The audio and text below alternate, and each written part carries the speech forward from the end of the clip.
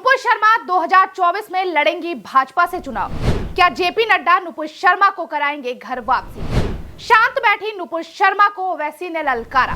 2024 में नुपुर शर्मा देंगी ओवैसी को करारा जवाब। क्या नुपुर शर्मा की वापसी रचेगी इतिहास?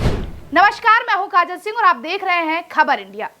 वैसे तो मौसम का पारा लगातार गिरता जा रहा है, लेकिन इस बीच असदुद्दीन ओवैसी के द्वारा दिए गए एक बयान ने देश की राजनीति में नई गर्माहट पैदा कर दी है।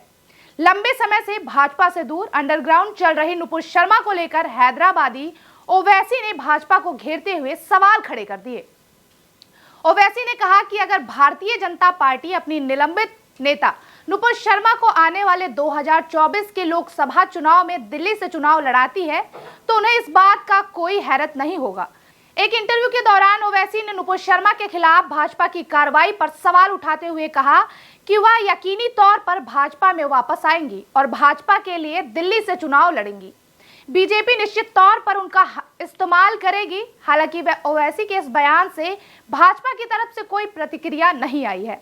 वैसे तो 2024 का चुनाव आम जनता के लिए लंबा समय है, लेकिन राजनेताओं ने 2024 की तैयारियां शुरू कर दी है और सारी पार्टियों ने अपनी कमर कस ली है। ओवैसी ने तो विपक्षियों को तरह तरह की नसीहत देनी भी शुरू कर दी है कि अगर मोदी को हराना है तो विपक्ष को एकजुट होना पड़ेगा। वैसे तो 2019 में विपक्ष ने मोदी सरकार को बाहर करने के लिए एक महागठबंधन बनाया था, लेकिन गठबंधन अपने उद्देश्य में सफल नहीं हुआ और पूरी तरह से टूट गया।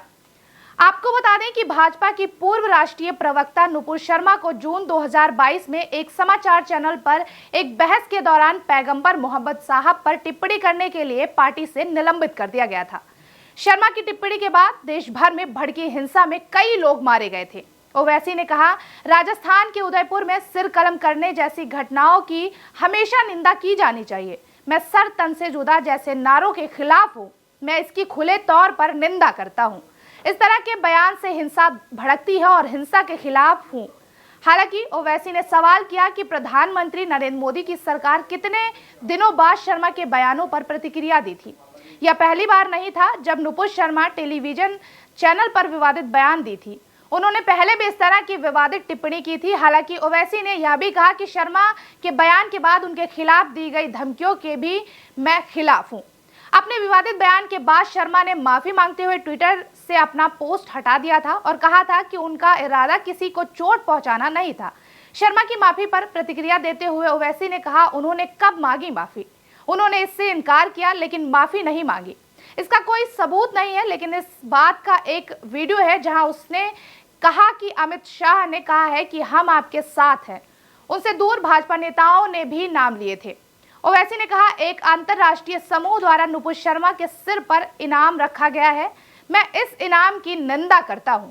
2022 में एक टीवी चैनल के बाहर बहस के दौरान नुपुर शर्मा की टिप्पणियों के बाद देश और विदेश में उसकी आलोचना की गई थी। उसके बयान ने दो समुदायों के बीच कई हिंसक घटनाओं को जन्म दे दिया था। बयान के बाद फैली हिंसा में महाराष्ट्र के उमेश कोल्हे नाम के एक दवा कारोबारी की हत्या कर दी गई थी। वहीं राजस्थान के जोधपुर में भी एक टेलर मास्टर की दो चरमपंथियों ने गला रेतकर हत्या कर दी थी। इसके बाद हुई हिंसा और विरोध प्रदर्शनों के कारण हुई पुलिस गोलीबारी में भी कई लोगों ने जान गंवाई थी। खैर, इस पूरे मामले को देखते हुए और ओवैसी के इस बयान को लेकर आपकी क्या राय है? क्या नुपुर शर्मा को 2024 में चुनाव लड़ना चाहिए या नहीं? जो भी है आपकी राय हमें कमेंट बॉक्स में जरूर बताएं। जय हिंद, जय भारत।